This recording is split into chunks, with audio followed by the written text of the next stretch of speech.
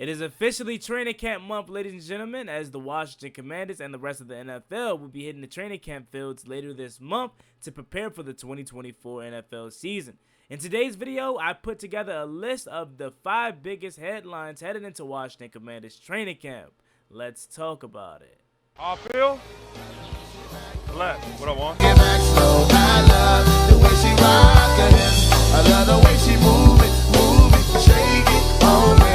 When she cry for him, the shawty is the winner. You can tell that shawty's no beginner. She's confident. I love the way she move it. Got me asking, is this girl sent from heaven? Or maybe I'm finally getting my blessing that I've been praying for, that I've been asking for. It's just me and you out here on the dance floor. No one's out there but you and me. Take a look out how far you can see. That could be me and you if you just stay down. Last girl playing with my heart playground. Ladies and gentlemen, what's going on? It's your man Gotti here. Before we get into today's video, I want to ask you guys, do me a favor, subscribe to the channel, check out my new song. That link is down below in the description. Of course, whether you like it or not, it's totally fine with me. Just go ahead and give it a listen and give your honest feedback. All right, y'all. It is training camp month. I'm excited. Football is right around the corner. We still got 2 months until we get to the real thing. But again, this is going to hold us over until we can get Week 1 versus Tampa Bay. And every year there are new storylines, but this year specifically, it is some amazing storylines and headlines heading into training camp. So I put together 5 of what I think are some big headlines. You can obviously leave yours down below in the comment section. So number 1 for me is obviously the arrival of Jaden Daniels and how he looks in training camp. Of course, it's training camp, so you can't really touch him. And he really have no reason to not look good in training camp. However, it's just wanting to see him get comfortable and really just seeing him out there in practices that matter. Obviously, Jaden Daniels, 2nd overall pick. He's the biggest attraction on this team at this current moment outside of the new head coaching hires. So obviously, he is going to bring a lot of attention. A lot of national media attention that in other years, Washington's training camps probably wouldn't be getting a lot of coverage. But since he is an number 2 overall pick for my Heisman, a lot of the media, national media that is going to be in Ashburn this summer in this training camp. So I'm very excited about this, and that's really number 1 storyline for me is how does a young fella adapt? How does he look in his first training camp as a pro? And what are going to be some of the biggest takeaways? Now, again, that's personal preference. If you are heading into training camp looking for specific from Jaden Daniels, me personally, I'm just looking at him to see him get comfortable. But you out there, you may want to see how he passes the football, how he reacts to the rush. Again, they can't touch him, but it's still going to be rushes, whatever. You may have your specifics of what you're looking for and basically looking how to rate, I guess, his training camp. Me, really, I just want to see him get comfortable and see him get adapted to the NFL life. Because, again, he's going to have his ups and downs. It's going to be days in training camp where he's going to have 4 or 5 touchdowns, 7v7 period, he's looking good, 11v11 periods, he's looking good.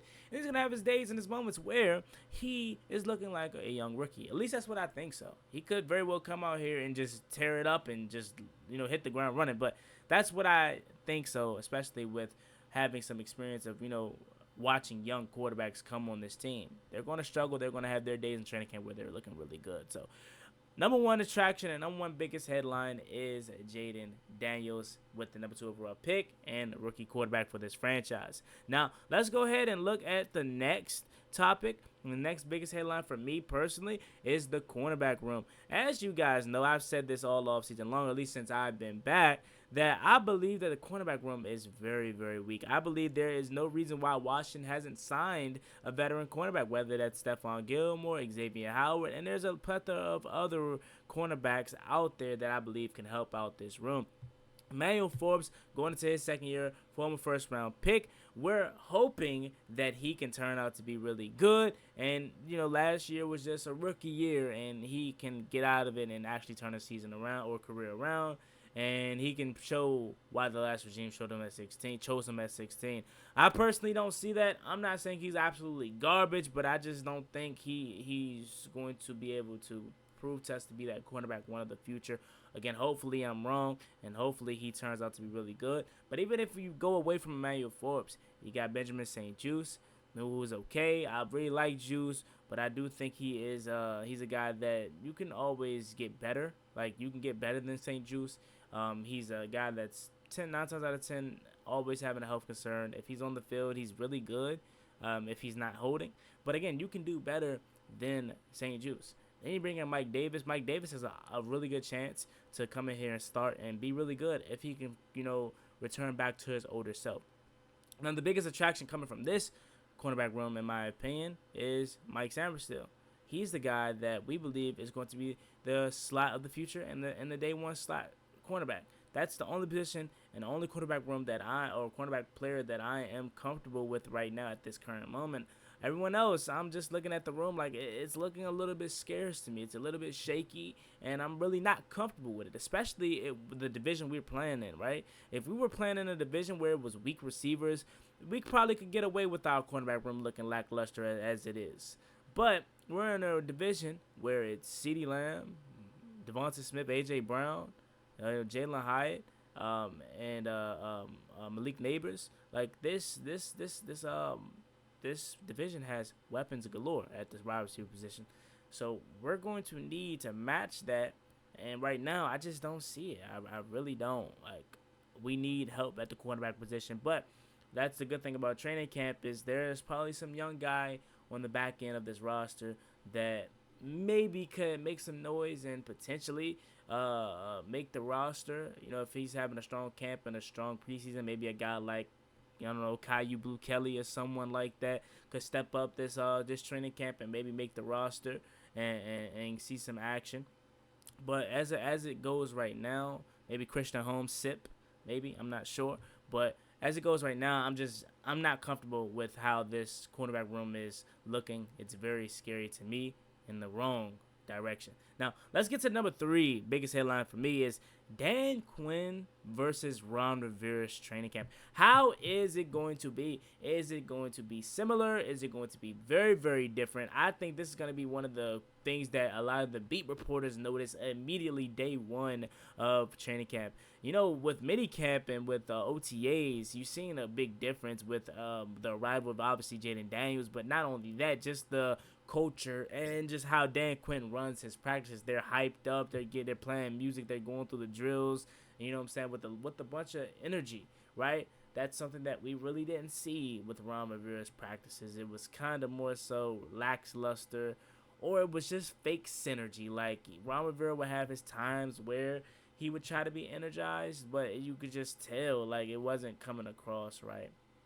Last year's training camp, Ron Rivera really didn't run it. It was Eric Bieniemy who was the offensive coordinator, and Ron Rivera really gave him too much power. So you really didn't see a lot of Ron Rivera's training camp. You can honestly say that was EB's training camp, and we've seen how that was. A lot of players complaining, and a lot of players really not liking the culture or liking how Eric Bieniemy runs his practices. So that's something that I want to see come training camp.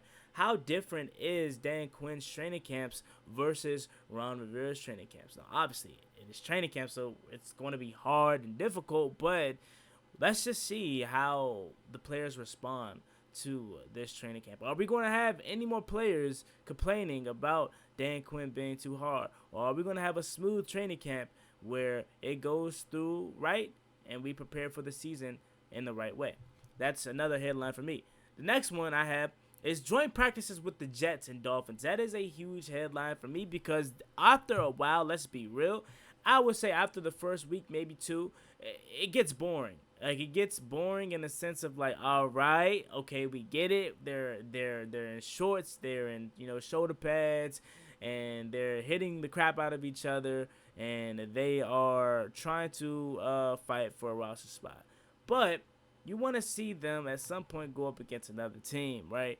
So this is going to be the biggest task for them up to date. Like, just like last year, they played the Ravens, and they went down there. Sam Howell, Owens, Mills, Merlin, the Commanders went down there, and they kept up with the Ravens. A lot of people were giving Sam Howell high praises for his performance, and we looked really good. Like, it looked like we were competition. Didn't look like the 4-13 team that we ended up turning into, but it looked good. So this for me is big because not only do we finally get to hit other people, because again I said after a while it kind of gets boring, you know what I'm saying, because it's the same old thing every single day. So you finally get to see something different where you're hitting other teams. So how is this team going to look against a Dolphins team that is really good on offense? How is it going to look with this offense versus the Dolphins defense with guys like Jalen Ramsey and in that secondary? You know what I'm saying? It's very exciting. And I really want to see how this defense is versus those guys, Jalen Waddle, Odell Beckham, Tyreek Hill, all those guys. I really want to see that. I really do. So that's another one. And then you got the Jets. You know, Aaron Rodgers. He's hopefully going to be healthy, and maybe he participates in the joint practices. I don't know if he's on that, oh, I don't want to participate because I'm just older and I'm a vet. I'm a freaking Hall of Famer, so I don't think I need to partake in these activities. I don't know if that's what he's on or if that's just a mini camp OTA kind of thing. However, that is something that I want to look at. Are we able to stop a Hall of Famer? Are we able to kind of, you know, keep him in check? You know what I'm saying? Like, I just want to see how we look against someone else, right? And when they come through and they hit Jaden Daniels wrong, or they try to do a late hit, or they play a little too hard, or whatever, who's gonna step up and start the fight? Because we already know it's gonna be a fight. It's always going to be a fight when two teams match up in the blazing heat in the middle of August. It's gonna happen. It always happens. So I'm just curious if the fight breaks out, who's gonna be there standing to the left of Jaden Daniels, right of Jaden Daniels, and protecting our young fella on the quarterbacks. You know what I'm saying? On our quarterback. Or if it's the defensive side of the ball, who's gonna step up there defensively and stand beside Deron Payne? Because I already know Payne is on go regardless. Remember last year, Deron Payne was trying to see what's up with the Ravens, and they just ducked it. You know what I'm saying? So I know Deron's on go. But yeah, in all seriousness though, I'm very excited for these two joint practices because it's going to be the first time that we see our team play against someone else. You know, so that's another topic that I have that I want to see out there this training camp. Then the last one is, how will the O-line mesh? Obviously, the O-line, only really returning guy that I want to say is Cornelius Lucas and Sam Cosmi. I could be missing one, but I want to say those are the two main guys. Obviously, you got Braden Daniels and stuff like that, backups that are probably some backups that are back, but those two guys are the main ones that are really back. And other than those guys, it's a new haul. You know, I think I said in my last video, I got the name wrong. I think I said Connor McGovern or Connor Williams when it was Tyler Biotish who we brought in. Then Nick Algreedy, also another guy, Brandon Coleman, another guy that we added this offseason. How are these guys going to mesh? What is this offensive line going to look like? Will O-line Bobby Johnson be able to get the best out of these guys? And will they be able to protect Jaden Daniels come September? That's the biggest thing for me. Because a lot of people want to say the offensive line is bad. But, I mean, you look at it, we have some talent. It's just all about how are they going to be properly used. For me, it's always been the tackles that's the issues. The interior, I'm fine with. From, you know, Nick Algreedy to, Tyler Biotish to Sam Cosmi. The interior for me is fine. It's just about the tackle position. Like, is Cole Luke going to be the left tackle? Is it going to be Brandon Coleman? Who is going to step up? And will Braden Daniels finally see an upgrade or something like that? Who's going to step up and fill these tackle positions that for me right now are a little bit weakened? Like, for me, it's not something that I am confident in, but it is something that could be taken care of if we put the right personnel there. So I do want to take time to pause the video and give a shout out to today's sponsor, as today's video and all videos moving forward are sponsored by SeatGeek.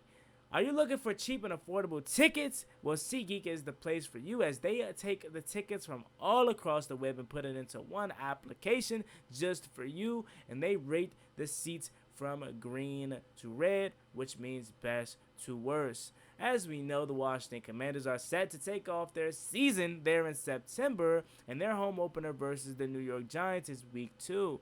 and you can get $20 off your first purchase with using code Juan Gotti. Say you don't even want to go to a Commanders game. You want to go to a musical event. You want to go to a WNBA game, or you want to go to a wrestling event. Whatever's on SeatGeek you want to go to, you can use promo code Juan Gotti, and you will get $20 off your first purchase. Take advantage of it. That $20 could go to something else, whether it's your tank, whether it's food for the event, or whether it's $20 back in your pocket. Promo code Juan Gotti on SeatGeek to get $20 off. Alrighty, ladies and gentlemen, thank you for tuning into today's video. I really do appreciate it. Those are my 5 biggest headlines headed into Washington Commanders training camp. What says you out there? What are your 5? What are some headlines for you that you're looking forward to? Please leave them down below in the comment section. And don't forget to subscribe, like, and comment. And also check out my new song. That link is down below in the description. Y'all have a blessed one and have a safe 4th of July. Where the moves at, man? Comment them down below. Where we at, man? I'm trying to pop outside. Where we at? Y'all have a blessed one. Stay safe. Be easy. Peace.